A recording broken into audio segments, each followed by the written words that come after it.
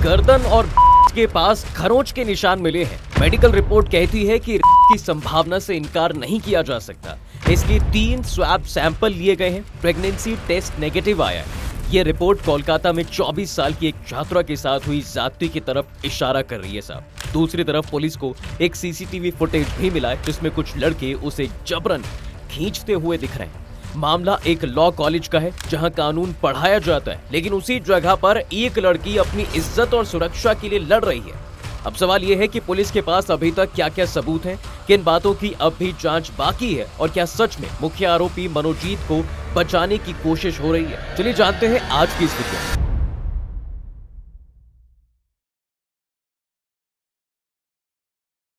मनोजीत मुझे वॉशरूम के पास ले गया और करने की जबरदस्ती करने लगा। मैंने उसे धक्का देते हुए साफ कहा कि मैं ये नहीं कर सकती, मेरा एक बॉयफ्रेंड है, लेकिन वो नहीं माना। जबरदस्ती करता रहा, मुझे पैनिक अटैक आ गया, मेरी सांसें उखड़ने लगी। ये बयान है कोलकाता के लॉ कॉलेज की 24 साल की छात्रा का, जिसने 25 जून की शाम कैंपस के अंदर ही का आरोप लगाया है। अब तक इस मामले में 4 लोगों को गिरफ्तार किया जा चुका है। मुख्य आरोपी मनोजीत मिश्र, उसके साथ मौजूद जैब अहमद और प्रमित मुखोपाध्याय और कॉलेज कैंपस में तैनात गार्ड पिनाकी। तो अब सवाल है साहब कि कोलकाता दुष्कर्म केस में पुलिस को अब तक क्या क्या सबूत मिले हैं। कोलकाता पुलिस की अधिकारी विदिशा कलिता ने बताया है कि पुलिस ने कॉलेज कैंपस में 25 जून का सीसीटीवी फुटेज खंगाला है। ये फुटेज दोपहर 3:30 बजे से रात 10:50 तक का है। इसमें आरोपी जबरदस्ती छात्रा को घसीटकर गार्ड रूम की तरफ ले जाते हुए दिखाई दे रहा है। पुलिस फुटेज में मनोजीत, जैब, प्रमित, कॉलेज के गार्ड पिनाकी और पीड़िता की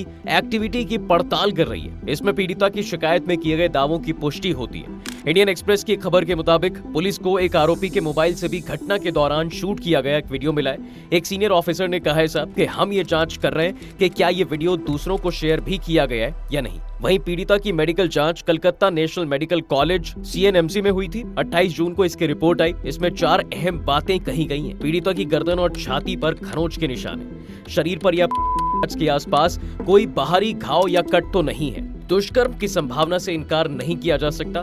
छात्रा का प्रेगनेंसी टेस्ट नेगेटिव आया है। उसका लास्ट मेंस्ट्रुअल पीरियड 18 जून को दर्ज हुआ है। इंडिया टुडे की एक रिपोर्ट के मुताबिक कोलकाता पुलिस के एक ऑफिसर ने बताया कि इससे पहले भी पीड़िता छात्र की एक मेडिकल जांच हुई थी। इसमें छात्रा के साथ फोर्सफुल यानी जबरन बनाने, काटने के निशान और नाखून के खरोंच के निशान मिले।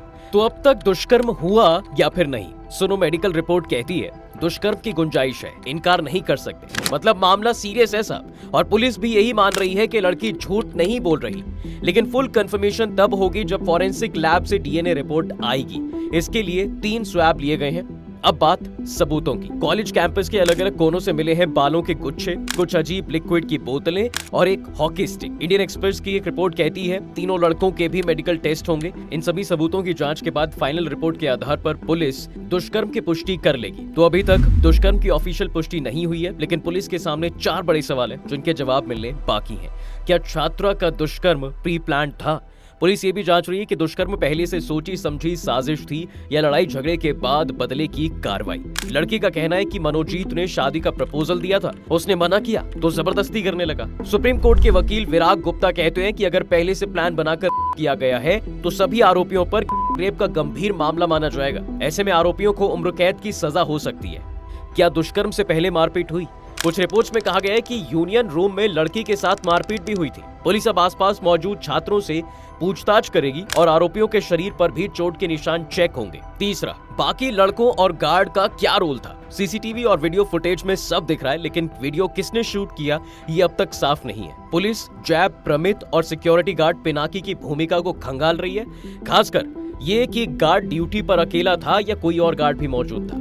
चौथा, क्या इसके पीछे कोई पॉलिटिकल खेल है? देखिए, मनोजीत के पिता का कहना है कि बेटा कॉलेज की राजनीति का शिकार हुआ है। वहीं पीड़िता ने कहा है कि मनोजीत तृणमूल छात्र परिषद यानी TMCP से जुड़ा था। दरअसल वो TMCP का अनऑफिशियल प्रेसिडेंट है। घटना से पहले उसने यूनियन रूम में सबको पद दिए, मुझे भी गर्ल्स सेक्रेटरी बनाया। इस घटना के बाद बंगाल में TMC बीजेपी के घेरे में आ गई है। दरअसल बीजेपी के राष्ट्रीय प्रवक्ता प्रदीप भंडारी ने मनोजीत मिश्रा की CM ममता बनर्जी के भतीजे और TMC नेता अभिषेक बनर्जी सरकार में स्वास्थ्य मंत्री चंद्रिमा भट्टाचार्य और TMC के एक अन्य नेता कावेरी बनर्जी के साथ तस्वीरें शेयर करते हुए X पर लिखा, एक बार फिर ममता बनर्जी की सरकार आरोपियों के साथ खड़ी दिख रही है। 29 जून को राष्ट्रीय महिला आयोग की सदस्य अर्चना मजूमदार ने कॉलेज के कैंपस में जाने की कोशिश भी की, लेकिन पुलिस ने पहले उन्हें अंदर जाने से रोका। बाद में अर्चना ने गार्ड रूम का दौरा किया। कॉलेज से निकलकर उन्होंने कहा, पुलिस ना तो हमें पीड़िता से मिलने दे रही है, ना ही क्राइम सीन देखने और उसकी तस्वीरें लेने दे रही है। तो अब सवाल है कि इस मामले में अब आगे क्या होगा। फिलहाल सभी आरोपी पुलिस की हिरासत में। मामले की जांच के लिए एसीपी प्रदीप कुमार घोषाल की अनुगाई में 5 लोगों की स्पेशल इन्वेस्टिगेशन टीम यानी एसआईटी बनाई गई है। 28 जून की शाम को पुलिस पीड़िता को लेकर कॉलेज कैंपस गई थी। इस दौरान क्राइम सीन भी रिक्रिएट किया गया। कोलकाता पुलिस ने एक्स पर एक पोस्ट में लिखा है कि जांच सख्ती से आगे बढ़ाई जा रही है। पुलिस केस से जुड़े लोगों के बयान भी ले रही है। इसके अलावा की पुष्टि करने के लिए जरूरी सबूत जुटाए जाएंगे। मनोजीत और बाकी आरोपियों के खिलाफ सबूत जुटाने के बाद उन पर कोर्ट में मुकदमा चलेगा। सुप्रीम कोर्ट के सीनियर एडवोकेट विराग गुप्ता के मुताबिक अगर अपराधियों का जुर्म साबित हो जाता है तो धारा 127 के तहत 1 साल की सजा या 5,000 रुपए जुर्माना या दोनों हो सकता है। धारा 3, 5 और 70(1) के तहत कम से कम 20 साल और अधिकतम उम्र कैद की सजा हो सकती है। इसके साथ ही भारी जुर्माना भी लग सकता है। चलिए अब इस इंसिडेंट की पूरी कहानी को समझते हैं। छात्रा ने पुलिस को क्या आपबीती सुनाई।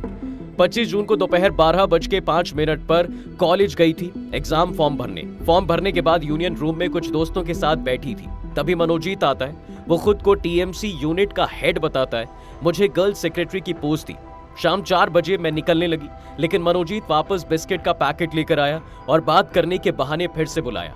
प्रमित ने मुझसे टीएमसीपी और मनोजीत के प्रति वफादारी की बात कही। मैंने कहा हाँ, मैं यूनिट के साथ हूँ। फिर मनोजीत ने शादी का प्रपोजल दिया। मैंने मना कर दिया और बताया कि मेरा बॉयफ्रेंड है, उससे मैं बहुत प्यार करती हूँ। शाम 7:30 बजे जब मैं निकल रही थी तो उसने जैब और प्रमित को बाहर भेजा और रूम लॉक कर दिया। फिर मुझे जबरदस्ती वॉशरूम की तरफ ले गया और छेड़छाड़ करने लगा। जब मैंने विरोध किया तो पैनिक अटैक आया। मैंने इनहेलर मांगा तो जैब इनहेलर लेकर अंदर आया। कुछ देर में मैं बाहर आई तो देखा मेन गेट लॉक है।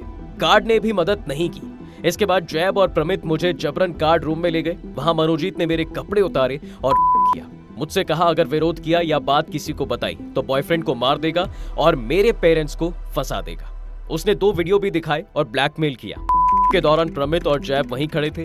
मुझे चोट लगी, लेकिन मैंने खुद को शांत रखा ताकि जल्दी बाहर निकल सकूं। उसने हॉकी स्टिक से भी मारने की कोशिश की। रात 10:50 पे मैं किसी तरह निकली। मेरा फोन जैब के पास था। उसे लेकर बाहर आई और मैंने पापा को कॉल करके बुलाया, उन्हें पूरी बात बताई। मनोजीत की पावर देखकर मैं एफआईआर लिखवाने में डर रही थी, लेकिन अब मैं पीछे नहीं हटूंगी। जांच आगे बढ़ रही है, सच सामने आएगा। लेकिन जिस हिम्मत से इस लड़की ने आवाज उठाई है वो अपने आप में एक मिसाल है। अपनी राय भी मुझे कमेंट्स में जरूर बताइएगा। वीडियो अगर आपको पसंद आई है तो इसे लाइक और शेयर जरूर करें और जाते जाते चैनल को सब्सक्राइब करना बिल्कुल ना भूलें।